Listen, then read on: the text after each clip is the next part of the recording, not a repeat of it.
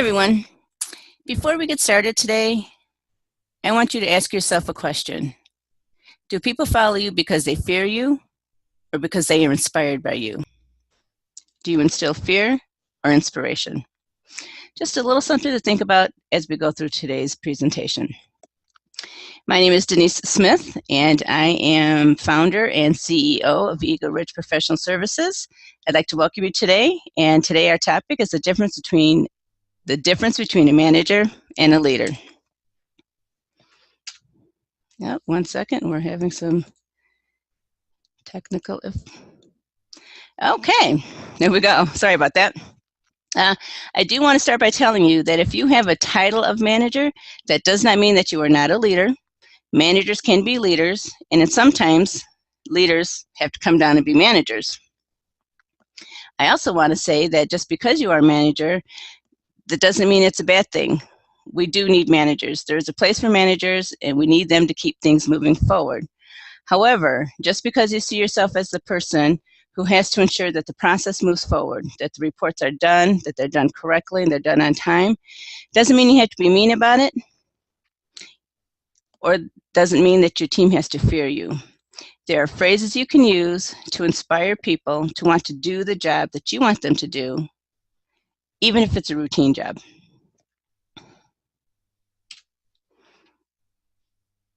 Manager versus leader. A manager is a person who's responsible for the day-to-day tactical items, day-to-day operations, hiring, training, report keeping, etc. A manager, however, leads from fear. They remind you that they are the manager. I'm the manager and you're not. You must do it my way. They're often clock watchers. Often they watch their clock, not yours. I'm sorry, your clock, not theirs. They know exactly when you come into work. They know when you leave. They know when you go to lunch. They know when you come back from lunch. They know how many breaks you took that day. They remind you of all the negative consequences that are going to happen if you don't get everything done that they feel you should have gotten done that day. You're not going to get your extra vacation day. They may threaten to put you on write-up. They may threaten not to let you leave early with the rest of the team for a holiday. Managers lead from fear. Leaders have to accomplish oftentimes the exact same things as the managers have to get accomplished. However, they take a completely different way about it. A manager lets you feel like you're a contributing member of the team. They give credit to others. They don't take credit for themselves. They're passionate about their vision, and they have the ability to help you see their passion to the point where you're as passionate as them in order to implement their vision. An example of someone, and I know I'm dating myself, who had a lot of passion about what he did, Michael Jordan. Again, I know I'm dating myself. He was very passionate about basketball, and he played with that same passion. Every time I watched him play, when he was done, I wanted to get out and try to play basketball. Now, I'm 5'4" and uncoordinated, so while it was a great leadership quality for Michael Jordan, it didn't always end well for me. But a good leader, he was a good leader. He made me think that I could do it until I got out there. And I'm sure had he been out there with me, he would have given me tips and techniques. But he wasn't, and I didn't, and it just didn't turn out well. Fear versus inspiration. Again, do you lead from fear or do you lead from inspiration? Another quick story. Again, dating myself. Back in the 80s, I had a manager. It was my job to do all the reports for him so that he could take them when he was meeting with his clients. If for some reason there was something wrong with the report, something as simple as the date. If the meeting was set for tomorrow, but my report had today's date on it, he would literally rip it up, throw it away, and tell me to get started all over again. He was also known to throw chairs at people. He never threw one at me because I would have thrown one back. But how do you think we as a team worked for him? We feared him. We just knew every time we went in, something was going to be wrong. We stayed within the box. There was no creative thinking. There was no thinking outside of the box. And his method of leadership kept us from helping him get his company to the next level. Instead of letting us be creative and think outside the box, we stayed within his box, and his company stayed stagnant. A few years later, I had a different manager who I was telling the story to, is a great, great manager. He was very inspiring. He let me see, he wanted to make some big changes in his department, and he let me see what all his changes were going to be. He let me see his whole vision, and then we sat down together. We broke down that vision into little chunks. We came up with a plan, and we started implementing those visions. He gave me full autonomy. He let me go and do what I needed to do in order to meet all of the smaller goals to get to the larger goal.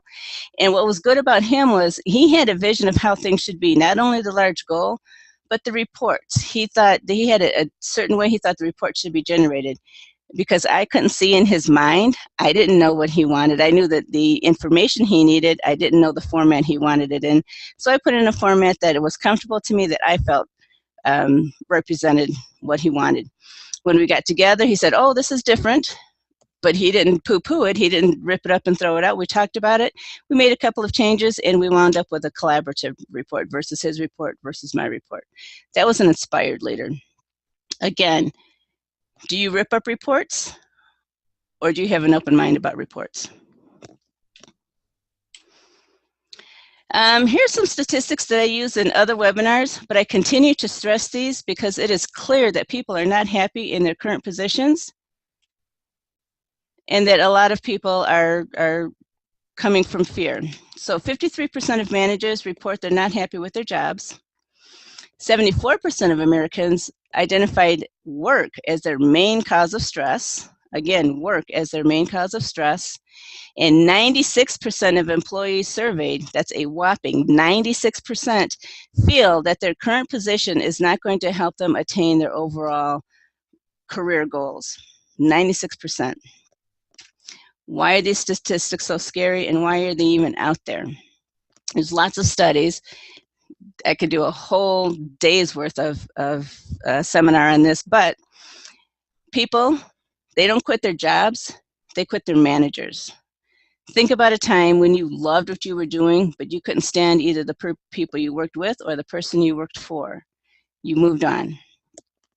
People want to see the full plan and the full vision. They want to know how their role fits into the overall goal of the company, of the department, of even the project you're working on. They want to see this. They don't just want to be given a task and sent out along the way. And people want to feel like they make a difference. They want somebody to say thank you every now and again. They want people to trust them. So again, a lot of managers are managing from fear, not inspiration. It's causing some of these statistics. Now, how did we get here? And more importantly, how are we evolving? In the 70s, and I don't mean to offend anyone who was a manager in the 70s, but the traditional manager definitely let you know that they were the manager. You could not solve problems yourself. You had to go to them for the answers. They always wanted to know what you were doing and why you were doing it. And if you were doing something that they didn't think you wanted to do or should be doing, they wanted to know why. They wanted to know why now, and they wanted you to get back to doing what it was they thought you should be doing.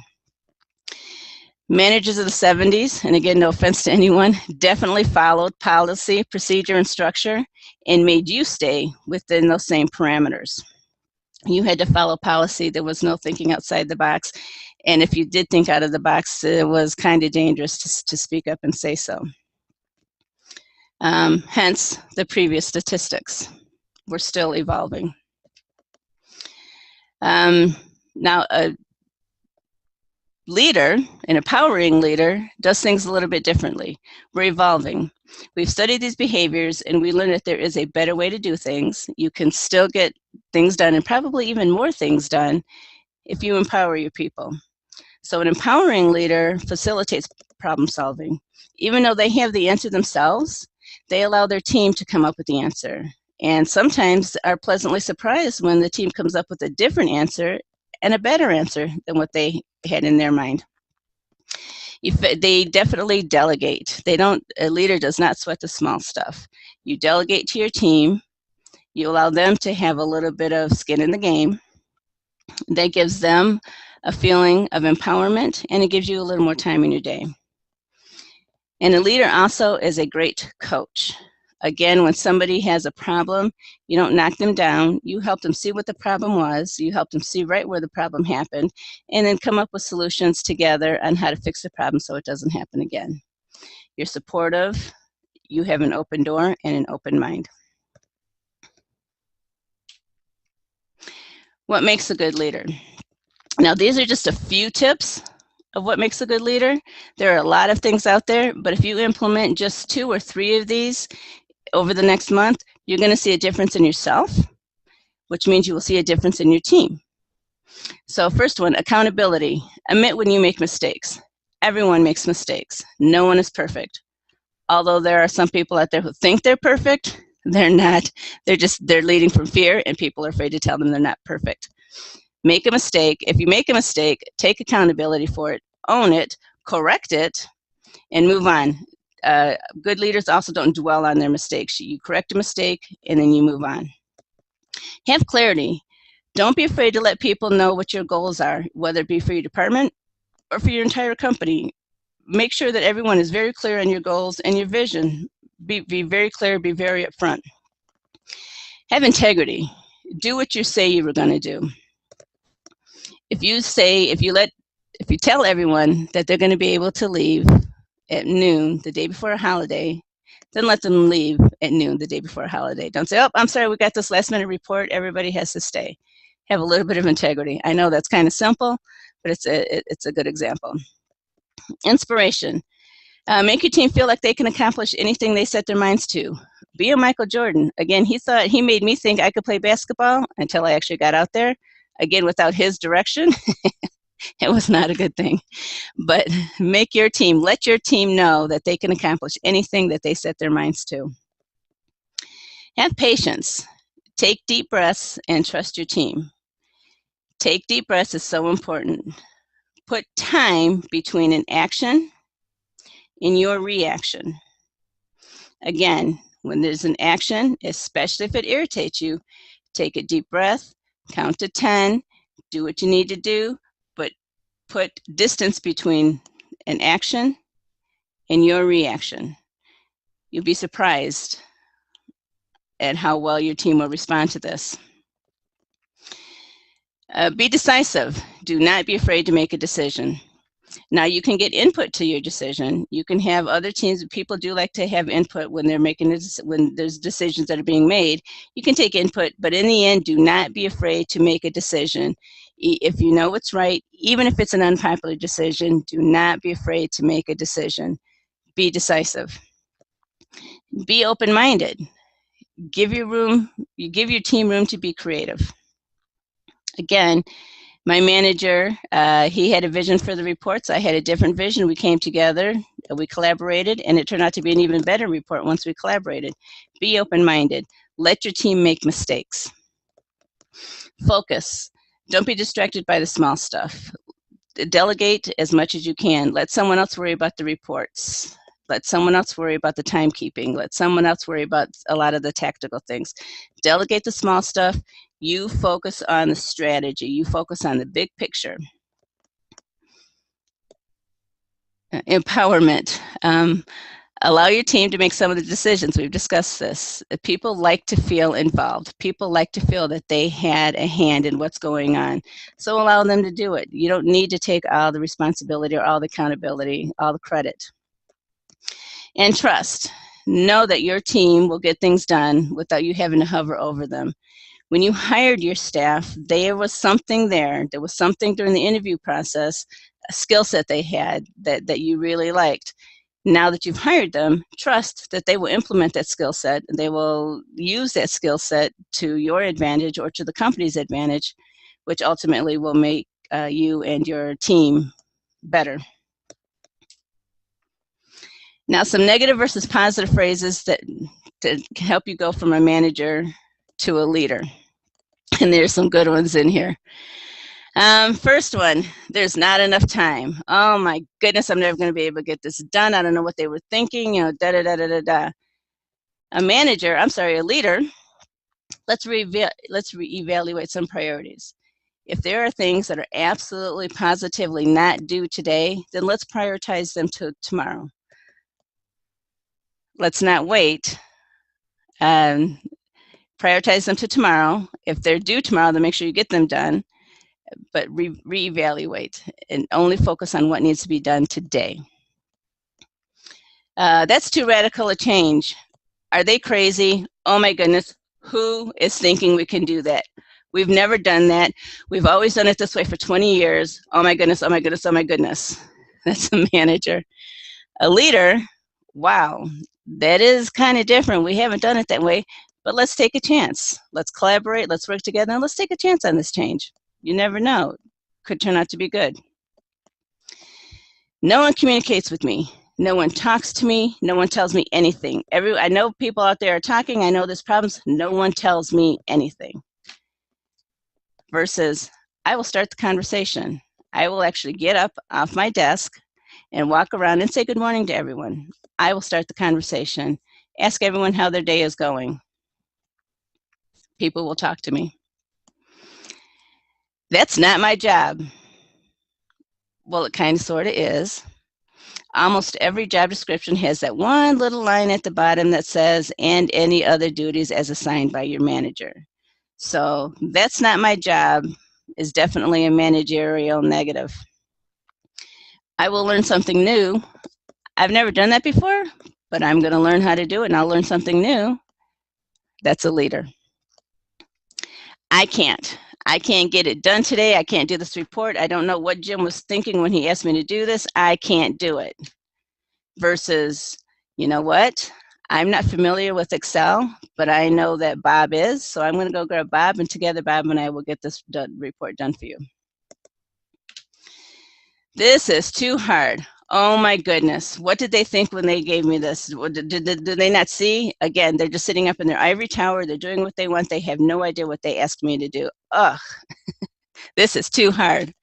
Versus, this might take some time and effort, but we can get it done. I'm not going to get it done in an hour. It might take me a full week. I'm going to need the time, but let me get it done for you. This report is wrong again. Again, this report is wrong. Versus, you know, let's do this report together so I can answer your questions. It appears that I might have missed something when training you the first time. Same report, same person, same employee, same manager, different way of doing it. Number 8, here are the consequences of the failure. If you don't get that report to me today by 3 o'clock, I'm putting you on write-up. I'm tired of you never getting to me reports to me by 3 o'clock in the afternoon. I'm done with it. Versus, you know what, this report is very successful to my department. What does the success of this report look like to you? Do you think we should get it done every day by 3? Okay, now let's discuss how we can get it done every day by 3. Number 9, I am right. I got the answer. I know it all. I'm the manager. I am right. Versus, your comment inspired me to come up with this answer. Thank you very much. And number 10, look at everything I've accomplished. Look at how good I am. A lot of managers tend to think that if they ask someone to do a report for them, and that person gets that report done on time and correctly, then it's the manager's accomplishment. It's my accomplishment if I ask you to do something and you did it and you did it right, because I'm the one who asked you to do it. Therefore, it's my accomplishment. A leader says, I have a great team and we work well together. It is an unwritten assumption that as a manager, you are going to ask staff members to do things. You don't have to point it out. You don't have to let everyone know, I asked them to do it, therefore I'm great. Look at everything that I've accomplished. Everyone knows that you had to delegate to someone else, or assumes you had to delegate to someone else. So I have a great team and we work well together. Look at all that we've accomplished is a much better phrase. This is another slide that I use in other webinars, but again, I believe it is really important and very fitting here. There are lots of myths of leadership. Some people think they have to be mean. Some people think they have to come from management by fear in order to get anything done because they are not going to be a leader, or they're not going to be seen as a leader, or can't be seen as a leader. They think they have to continue to be gatekeepers and will never make it to the top. but that's just so wrong. So I wanted to go through a couple of these. Leadership is a rare skill. Very few people can lead, and I could not get anyone to follow me. This is not true. People are leaders not only at work but at home. I use the example, if you've ever were with a crowd of people and everyone wanted to go to one specific restaurant, but you really had your heart set on a different restaurant, so you were able to convince everyone to go to your restaurant versus the one they originally picked, that's a sign of a leader. You got people to follow you. That's a sign of a leader. Leaders are born, not made. This is not true. Leadership skills can be learned. You can learn how to take a deep breath. You can learn how to be patient. It's not easy, but it can be learned. Leadership is a natural ability. Either you have it or you don't. Again, it can be learned. You can learn how to take a step back. You can learn how to look people in the eye. You can learn how to go and walk and talk to your team. Effective leaders are charismatic. Leaders are always popular, and they're always telling jokes, and they enjoy speaking in front of large crowds. Not always true. A great example, Winston Churchill. Excellent leader, great leader, known worldwide as a great leader. However, he wasn't standing up doing comedy for anybody. He led Europe through some of the most dark times during World War II, but he is known as a very effective leader. Leadership exists only at the top. Only CEOs can be leaders. This is, again, so untrue. Another example I use is a clerk who stays, a clerk who stays late to input invoices for a billing before the billing cycle runs.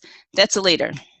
Again, the clerk who stays late to make sure all the invoices are input before the billing runs so that all the billing takes place, that person's a leader. There are leaders all through an organization, not just at the top. And then leaders control, direct, and prod.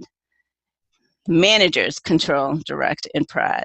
Leaders have a vision, and leaders do not sit, much to everyone's chagrin, do not just sit in the ivory tower and think about how we can make everyone else's life uneasy today. Leaders are in their offices, having their meetings, coming up with strategies, hopefully to make everyone's life better.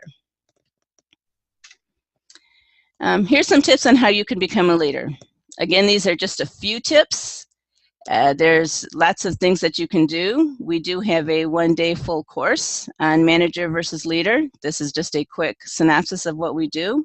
I'm hoping to give you some ideas. But how to become a leader. So the first thing, you share your vision with your team so people know what's really going on. They see your vision. They know why you're asking them to do things that you're asking them to do. It's not just, oh, their shoes off on another tangent. They understand. Let people solve problems when and where they occur instead of coming to you. Again, facilitate problem solving. Even if you have the answer, allow your team every now and again to come up with the answer on their own. They'll feel better about it, and they may surprise you. Let those who have to implement a decision participate in that decision. That doesn't mean that they get to make the decision. That means they get to give you feedback in the decision. Let them give you feedback. Let their voices be heard. Once you have all the information, then you can make the decision. Again, it might not be a popular one, and it might not be the feedback that they were giving you, but at least they felt like they were heard. So let people who have to implement something have a say in it, or at least give you their opinion on it before you make the ultimate decision. Expand the scope of what people do through designated roles and responsibilities. So if someone is doing a really good job, add a little more to their job. Don't overwhelm them. Don't set them up for failure, but add a little more to their job. Make them feel good. They're going to run home and say, hey, my manager trusts me. She's letting me run the financial reports today, which I've never been able to run, or nobody gets to run those, but I can do that now. Learn to take deep breaths. Again, put time between an action and your reaction. Take a deep breath. Even if you're irritated, take a deep breath and don't yell. Trust your team. At one point, you like this person for whatever reason, or you like all the members of your team for whatever reason. Trust them now. Trust that they like you and that they see your vision and they're going to help you implement your vision. Walk around and say good morning to your team. That goes so far. Just people feel important when you say hello to them, especially if you are their manager, their leader. If you are above them, they feel very important when you speak to them, even if it's a good morning and or a hello. Leave your office or cubicle during the day to be more visible to your team. Don't sit in your office with the door closed. Walk around, say hello, or just be visible. Go get cups of coffee 2 or 3 times a day, or cups of water 2 or 3 times a day, but just so you're walking through the department so people see you. And have a true open door policy. When someone needs to talk to you, even if you're busy, tell them I've got 5 minutes, and then give them that full 5 minutes. That means turn off your phone, turn away from your PC, and give them eye contact, dedicate 5 full minutes to them. And when the 5 minutes is up, it's okay to say, time is up, we need to reschedule this conversation if it isn't over, if you haven't been able to get to the solution. It's okay to reschedule. But give that person 5 full minutes. Have a true open door policy. Again, these are just some ways to do it. There's lots of other ways to do it, but being patient, being trustful, delegating, very good ways. Thank you for joining us today. We are at the end. I apologize, I pulled out a slide. Excuse me. As a gift for staying with us the entire time, we are going to give you a free, no obligation, again, free, no obligation, personality assessment to help you determine if you are closer to being a manager or a leader. If you just email us at info@eagleridgeconsulting.com, we'll be happy to get that link out to you. And once you take the assessment, which is, it takes 5 to 10 minutes to take the assessment, we'll get you the report back to you, and you'll know if you're closer to being a manager or a leader.